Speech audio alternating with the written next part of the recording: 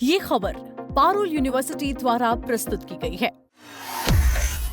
क्या संसद के मॉनसून सत्र में मोदी सरकार सबसे बड़ा राजनीतिक दांव खेलने जा रही है? वो कौन से अहम बिल हैं जिन्हें मोदी सरकार मॉनसून सत्र में लाने की तैयारी कर रही है? और क्या बदलते हुए संसदीय गणित की वजह से विपक्ष के लिए सरकार को घेरना पहले से ज्यादा मुश्किल हो गया है? ये सब सवाल इसलिए हैं क्योंकि 20 जुलाई से संसद का मॉनसून सत्र शुरू होने जा रहा है और इस बार सरकार का एजेंडा बेहद बड़ा और राजनीतिक तौर पर काफी अहम माना जा रहा है। सरकार एक दो नहीं बल्कि कई बड़े विधेयक संसद में लाने की तैयारी में है। इनमें इनकम टैक्स कानून से लेकर सुप्रीम कोर्ट में जजों की संख्या बढ़ाने तक, जन्म और मृत्यु पंजीकरण के नियम सख्त करने, एमएसएमई को राहत देने और राष्ट्रीय सम्मान से जुड़े कानून में बदलाव जैसे बड़े फैसले शामिल हैं। मॉनसून सत्र को लेकर केंद्र सरकार ने अपनी कमर पूरी तरीके से कस ली है। सरकार 18वीं लोकसभा के 8वें सत्र मॉनसून सत्र के दौरान 5 नए विधेयक पेश करने वाली है। इसी के साथ 2 और हैं। सबसे ज्यादा चर्चा जिस प्रस्तावित बदलाव की हो रही है वो है राष्ट्रीय सम्मान के अपमान की रोकथाम संशोधन विधेयक 2026। सूत्रों के मुताबिक सरकार 1971 के कानून में संशोधन कर राष्ट्रीय गीत वंदे मातरम का अपमान करने या उसके सामूहिक गायन में जानबूझकर बाधा डालने को दंडनीय अपराध बनाने की तैयारी में है। अगर ये विधेयक संसद से पारित हो जाता है तो ऐसे मामलों में कानूनी कार्रवाई और जेल की सजा का रास्ता साफ हो सकता है। हालांकि अंतिम प्रावधान वही होंगे जो संसद से पारित कानून में शामिल किए जाएंगे। अब बात करते हैं उन प्रमुख विधेयकों की जिन्हें सरकार इस मॉनसून सत्र में पेश कर सकती है। सबसे पहला है इनकम टैक्स संशोधन विधेयक 2026। ये हाल ही में लाए गए अध्यादेश की जगह लेगा और टैक्स व्यवस्था में जरूरी कानूनी बदलाव करेगा।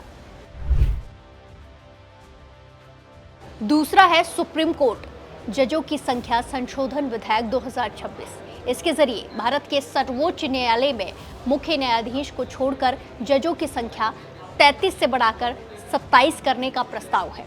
सरकार का कहना है कि इससे लंबित मामलों के निपटारे में तेजी आएगी। तीसरा है जन्म और मृत्यु पंजीकरण संशोधन विधेयक 2026।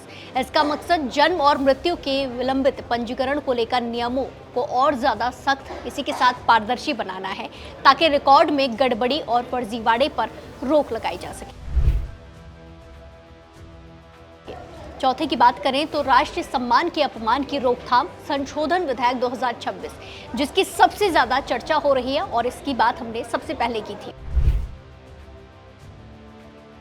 पांचवा है एमएसएमई विकास संशोधन विधेयक 2026। इसका फोकस छोटे और मध्यम उद्योगों को राहत देने, भुगतान में देरी से जुड़े विवादों को कम करने, ऑब्जर्वेशन व्यवस्था मजबूत करने और बिजनेस का काम आसान बनाने पर रहेगा। इन 5 नए विधेयकों के अलावा सरकार 2 पुराने लंबित विधेयकों को भी आगे बढ़ाने की तैयारी में है।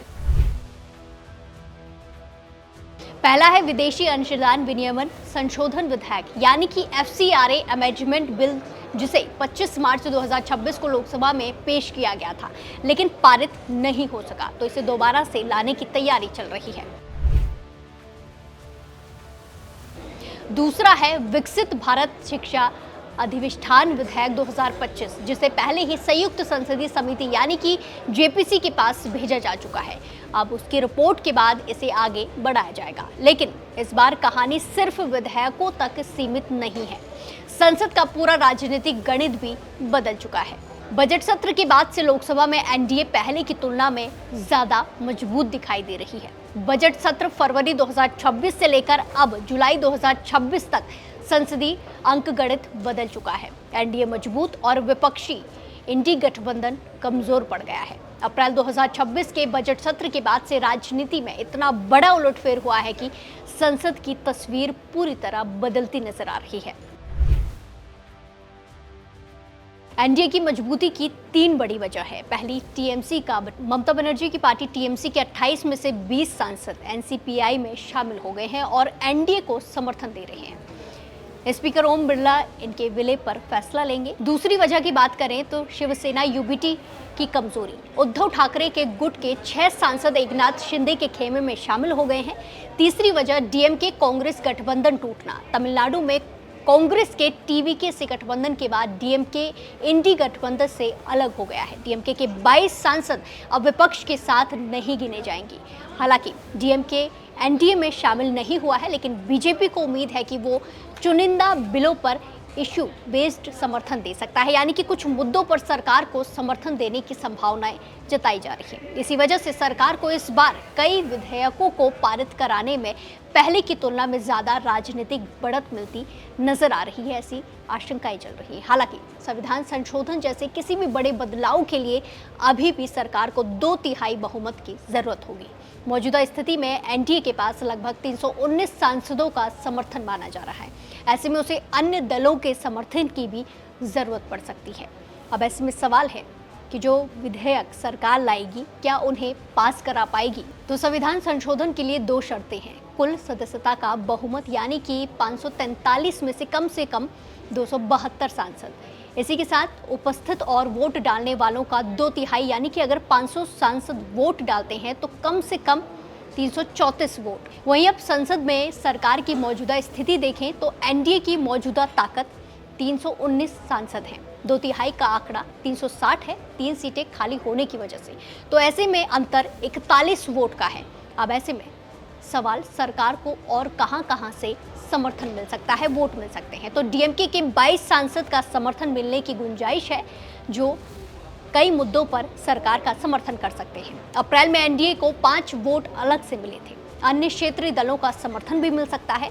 ऐसे में अगर सब कुछ सही रहा तो एनडीए के पास 346 वोट हो जाएंगे, सिर्फ 14 वोट कम पड़ेंगे। ये तो हो गई सरकार की बात। अब बात करते हैं मॉनसून सत्र में विपक्ष क्या करने की तैयारी में है। तो कांग्रेस के साथ साथ विपक्ष ने भी पूरी तैयारी कर ली है। सोनिया गांधी के आवास पर हुई कांग्रेस संसदीय दल की बैठक में मॉनसून सत्र की रणनीति तय की गई।